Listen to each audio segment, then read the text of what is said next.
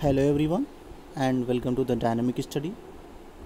और ये हमारा EIM मेथोडोलॉजी का तीसरा वीडियो है और इस वीडियो में हम डिस्कस करने वाले हैं चेकलिस्ट। और इसके पहले प्रीवियस वीडियो में हमने डिस्कस किया था एडहॉक के बारे में। तो चलिए देखते हैं चेकलिस्ट। उसके पहले हम एक बार रिकैप कर ही लेते हैं। टाइप्स ऑफ मेथड्स जो होते हैं EIM में वो हैं आपके ad hoc, checklist, matrix, networks, overlay, cost benefit analysis and modelling.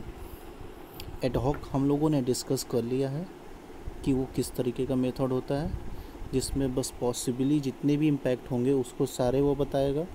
Specialist बताएंगे उसको, एक स्पेशलिस्ट की नीड होती है। कोई सिग्निफिकेंट इम्पैक्ट नहीं बताएगा आपका। सिंपल टू यूज़ होता है बट ड्रॉबैक्स भी होते हैं उसके, क्योंकि कोई आपका सिग्निफिकेंट इम्पैक्ट नहीं बढ़ता है, कोई साइंटिफिक इन्फॉर्मेशन आपको नहीं मिलती है, एक जनरल आइडिया मिलता है उसका। इंस्टीट्यूशन बेस पे होता है, स्पेशलिस्ट के एक्सपर्टाइज के उसके। सो चेकलिस्ट देखते हैं।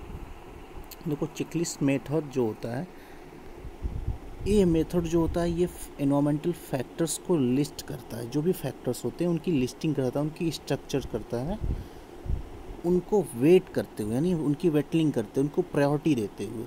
जैसे आप कोई भी चीज़ प्रायोरिटी दे लो 1 से लेके 10 तक, 1 सबसे अच्छा, इसी तरीके करते हुए 10 तक सबसे ख़राब। तो 1 को सबसे ज़्यादा इम्पैक्ट वाला बता दो आप कि हाँ ये इसका इम्पैक्ट सबसे ज़्यादा होगा, 10 को इसका इम्पैक्ट सबसे कम होगा। एज अ एग्ज़ाम्पल के तौर पे मैं बता रहा हूँ, ईजी टू अंडरस्टैंड। तो इसी बेसिस पे उसकी वेटनिंग या स्केलिंग की जाती है इम्पैक्ट्स की, कि हाँ इसका इम्पैक्ट ज़्यादा है, इसका इम्पैक्ट कम है। तो इसके बेसिस पे आप फ़िल्टर आउट कर लेते हो सिग्निफिकेंट इम्पैक्ट को। For impact of each alternative को आइडेंटिफाई भी कर सकते हो। तो ये मेथड यही होता है आपका, factors and application of scaling techniques for impacts of each alternative.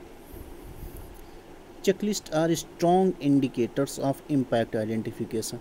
Strong indicators होते हैं इम्पैक्ट आइडेंटिफिकेशन के लिए। They effectively garner the attention and awareness of their audience. Impacts identification is a fundamental function of an EIA. बहुत ही basic point है। This method is done to assess the nature of the impact. Nature of impact को assess करने के लिए। अब इसमें nature of impact क्या होगा, दैट इज़ टाइप। उसमें क्या था, reversible, non reversible, long term, short term. तो इसमें भी है, पहले एडवर्स और बेनिफिशियल 2 पार्ट में डिवाइड कर लो। एडवर्स होगा या बेनिफिशियल, ऑब्लिक करके दिया होगा। फिर उसमें आपका इन्हीं दोनों में, एडवर्स और बेनिफिशियल में, ये सारे सब पॉइंट्स होंगे कि वो शॉर्ट टर्म एडवर्स है या शॉर्ट टर्म बेनिफिशियल है, वो लॉन्ग टर्म एडवर्स है या लॉन्ग टर्म बेनिफिशियल है, उसका कोई इम्पैक्ट नहीं है, कोई सिग्निफिकेंट नहीं है। रिवर्सिबल शॉर्ट टर्म है, यानी एडवर्स में क्या रिवर्सिबल है, बेनिफिशियल में क्या रिवर्सिबल है। तो 2 कैटेगरी में डिवाइड करके आप उसको एनालाइज करते हो। देखो बेसिकली ये एक structured list of environmental factors potentially affected, ये इसके फीचर्स होते हैं। एक्सटेंसिव होता है, कंप्लीट होता है। मेन फंक्शन इसके जो क्या होते हैं, identify all possible consequences of the proposals. ये क्या करेगा, should enable identification of impacts. Identification of impacts किसके ऊपर, सॉइल के ऊपर, वाटर के ऊपर, एटमॉस्फेयर के ऊपर, फ्लोरा के ऊपर, फौना के ऊपर, resources, recreation and cultural.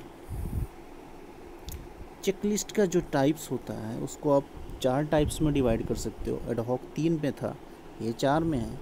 Simple, descriptive, scaling and questionnaire. Questionnaire को ही वेटनिंग मेथड या स्केलिंग मेथड भी बोल दिया जाता है कहीं कहीं। तो सिंपल में no information needed on magnitude और इम्पोर्टेंस ऑफ इम्पैक्ट्स। कोई भी ज़रूरत नहीं होती है किसी भी तरीके की इन्फॉर्मेशन की मैग्नीट्यूड बताने के लिए इम्पैक्ट्स का।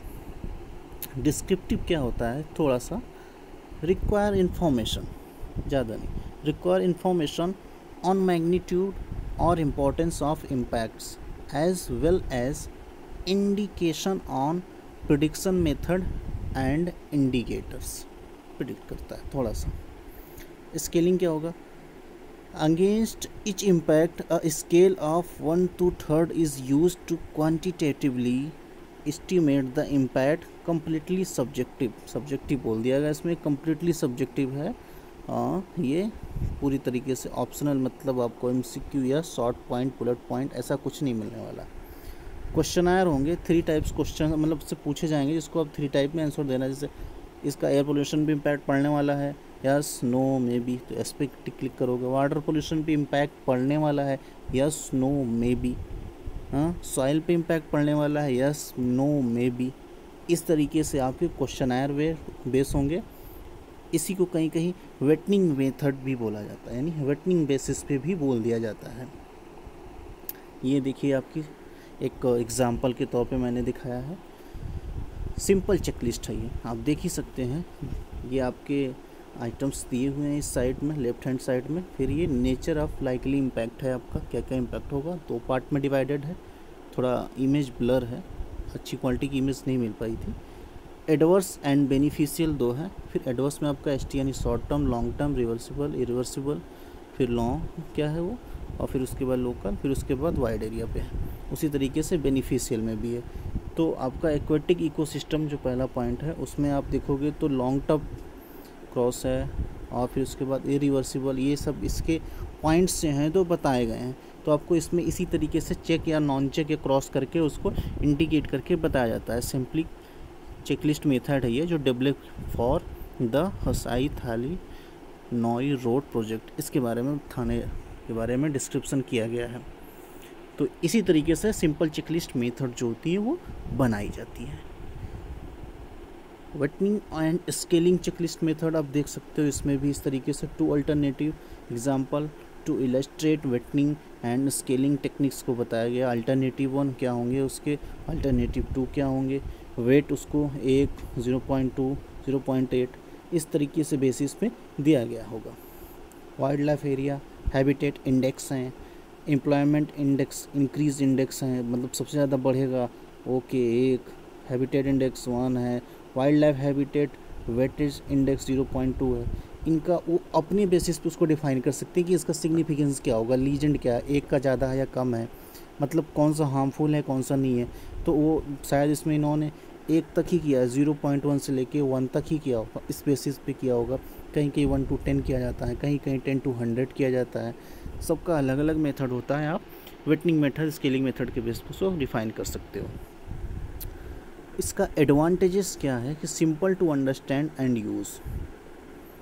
आप सिंपल टू, बहुत ही ज़्यादा सिंपल टू अंडरस्टैंड है। आपको कोई भी इंसान देखेगा वो उस एरिया के बारे में ज़्यादा कुछ नहीं जानता हो, तो अगर चेकलिस्ट से बनाई गई वो रिपोर्ट देख लेगा इम्पैक्ट्स की, तो बता देगा कि हाँ ये इम्पैक्ट इस प्रोजेक्ट से ज़्यादा होने वाला ईज़िली। उसको अदर से कुछ कैलकुलेशन करने की ज़रूरत नहीं होगी। और इसी की वजह से ये क्या हो जाता है, good for site selection and priority setting.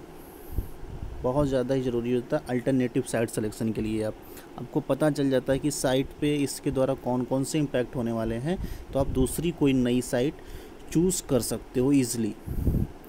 Disadvantages क्या होते हैं इसके, do not distinguish between direct and indirect impacts, नहीं कर पाता।